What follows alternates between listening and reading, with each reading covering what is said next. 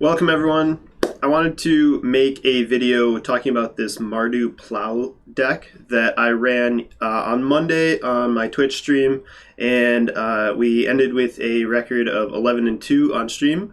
You can see down below here our record from the Untapped app, 12-3 for this version. Played a couple games after the stream. And I just wanted to talk through some of the different lines, sequencing, and what the deck is all about. My name is Kyler Starr, also Rat's Relic. You can find me on Twitch and Twitter and YouTube, just below me in those social media links. So, the main focus of the deck is Colossal Plow, right? We have this Colossal Plow. It is 2 mana for a 6/3, which you can crew. You can crew at instant speed, so cards like Kroxa, hold full control, crew your Plow. Fantastic. Cards like Egon, another 6/6. So we have 8 cards in the deck that you can crew your Plow with without needing multiple creatures. Couple things to keep in mind. When you crew your Plow, you get 3 white mana and you gain 3 life. This works well against aggressive decks because that life gain, you bump up your life total and also put pressure on them while producing extra mana. We're playing 4 Giant Killer, Chop Down. This card is amazing right now in Standard. Perfect to fight against a lot of the meta decks. And just like all around awesome to have 3 white mana coming out of your Plow so you can chop down a defensive creature, Beanstalk, not a Beanstalk, but a Lovestruck Beast or a Questing Beast, or maybe a Faceless Haven on their turn, right? It's just fantastic right now. So we're playing the full 4 Giant Killers. Bone Crusher Giant, nothing needs to be said here, just fantastic. This deck plays a little bit slower, so you want to play more of a mid-rangey deck. If you have Colossal Plow in hand, you're going to want to play the Plow and try and crew it and smash them in the face. Okay.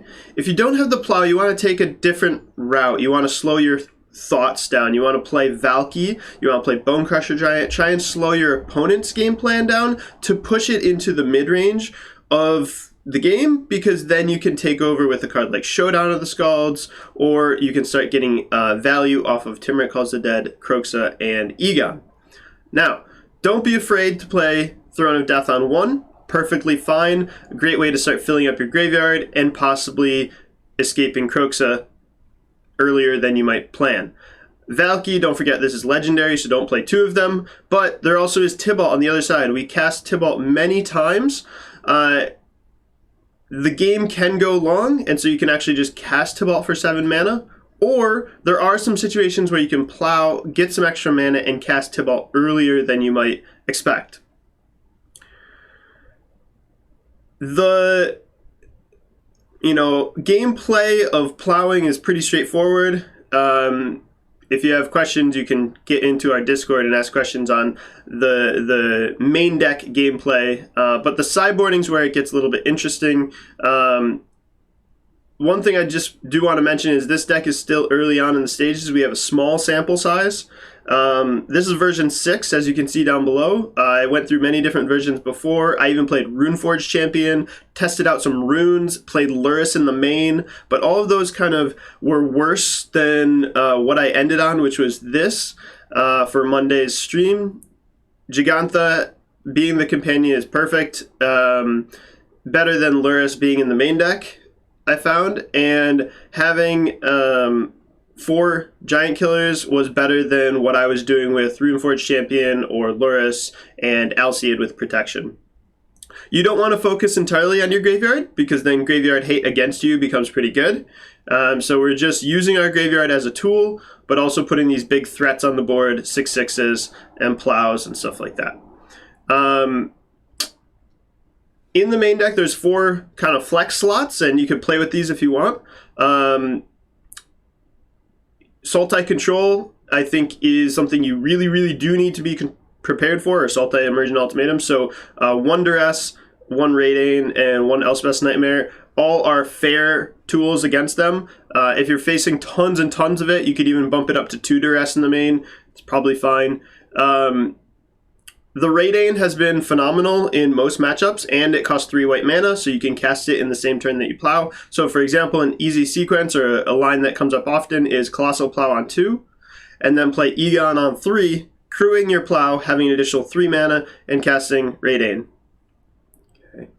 Another line that doesn't happen too often, but is possible, is if you play Egon on turn 3 without cards in your graveyard, you're just playing a 6/6 Death Touch blocker and crewing your plow.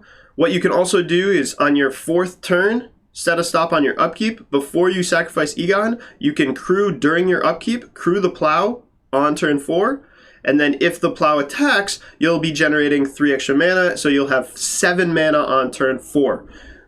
Luckily, that is the same CMC of Tibalt, which is pretty sweet. We did not get to live the dream on Monday with that play, but we got very close. But crewing during your upkeep is something that comes up often, so make sure you keep that in mind.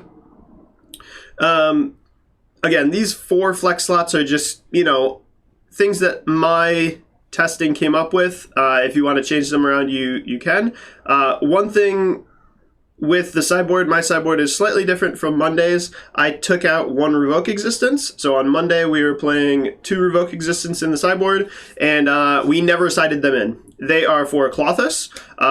We played 14 games on Monday, 14 matches, and we never played against Klothys once, so I never sideboard Revoke Existence, so we were playing with a 12-card sideboard. Gigantha was our other one as well. But all the other cards in the sideboard are useful tools. Duress against the Sultai decks. Raidane comes against the Sultai decks. Shredded Sails ×2 if they're playing the Mazemind's Tome. Showdown comes in against the Sultai decks. Against aggro, you have Glass Casket, Crush the Weak, and a Crone War. And then there's 2 Erebos' Intervention. There was 1 on Monday. Excuse me. But there's been so much mono white running around that I bumped this up to 2 just to kill those hollowed blades. One thing, make sure to check out the other video on this tweet. I'm assuming you saw this from Twitter, but make sure to click out the other video where you can see some of the fun gameplay where we plow a lot of opponents from Monday's stream, the highlights. Something to keep in mind, I will be tweaking this throughout the week and playing this on the next stream, so follow the Twitch channel as well. I think I will be changing the Shredded Sails. I think we will be changing both Shredded Sails to Shieldbreaker. 2 more adventure creatures to help trigger your Timuret Calls the Dead, and just having it cost 1 mana is just slightly better for the showdown. And that's really all I have. So enjoy the deck. You can find the link in the description or on Twitter or the Discord, and I will see you all on the Twitch channel as well. Thanks.